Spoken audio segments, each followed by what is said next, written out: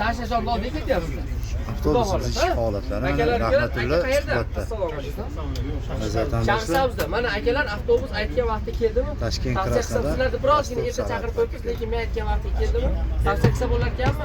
Avtobusimiz ish holatlari. Toshkent vodiy bo'ylab Pulga rozimisiz? Bergan pullar bir xil ekanmi? Hamma avtobus o'tirgan. Bir xil ekanmi? Rozi. Mana opalarimiz ham ayollar ketyapti. Avtobuslarimiz ish holatlari. Tavsiya qilsa bo'lar ekanmi? Aka, bular mo'ychi. Nima deysiz aka? Tavsiya qilsa bo'laradi. Chepam, assalomu alaykum. Ashaqchimi? Ashaqliklar kelsa bo'lar ekanmi? Ishonavering ekanmi? 100% ekan.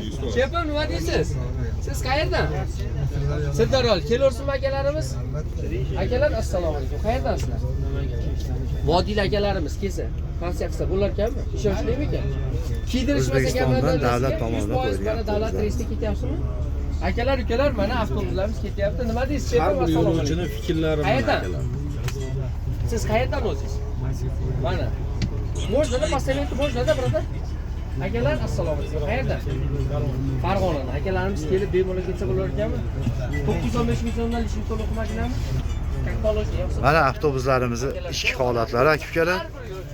Rahmatullo doimgidek aziz vatandoshlarimiz bilan suhbatda mana aka-ukalarimiz Qo'yliq vodiy petagidan davlat tomonidan qo'yilgan avtobuslarimizda yo'lga chiqib ketmoqda.